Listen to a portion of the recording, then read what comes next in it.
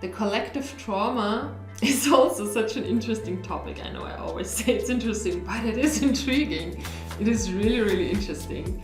Once we understand that there is the individual trauma, but there's also the collective trauma. And generally, of course, there is the individual experience and there is the collective experience. Yet, we also have to be very careful because some of us tend to always go to the excuse, oh, this is the collective. Gotta be careful with that one too, because it's very important to understand that we are, of course, also part of the collective and that this is happening inside of us. So we have like a hook. We have a resonance, and that's why we experience it, and that's why we gotta take responsibility and cannot just push it to the collective and say, oh no, I'm not responsible for it, I'm kind of a victim of it or something like that. Like, we are the collective. This is really, and the collective is us. So it's a very reciprocative relationship. It's really, really important in terms of responsibility because we can easily push it out there, and that's what's happening a lot.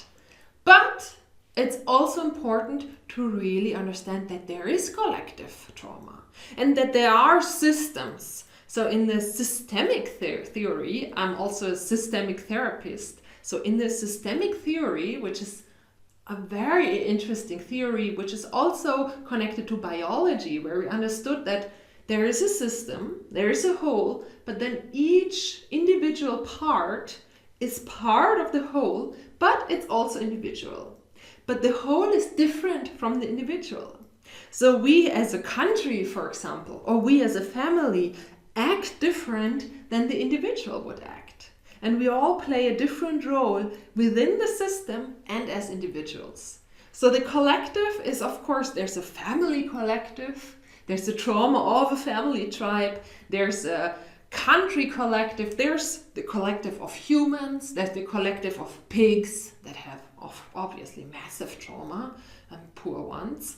And like there's all these collectives that have carry trauma also in their genetics, in their vibration. Just for the sake of being human, we carry a certain trauma. Just for the sake of being born in a human body at this time, it comes already with a certain package.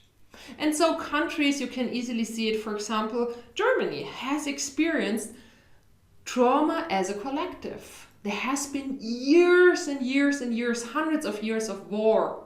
And then there was Nazi Germany, which becomes, there's a lot of focus on that, but there was a lot of war before that too. And then we're now where we are. So we always need to keep in mind all this trauma that has happened and that has shaped us. And that is also part of our genetics. And there's of course also trauma that is happening right now. And we can, the more we purify ourselves and the more we take responsibility, of course, for everything that happens within us, we can really feel when things are coming in from the collective. And that doesn't mean that they are not in me, but it can give us information and wisdom about the collective and about others and about what is happening in a nation and what others might also be suffering. So this can be very interesting in terms of information and wisdom flowing to us, how others are feeling, how others are doing, and what is important to contribute and what is important to support, and how we can work to heal this kind of trauma.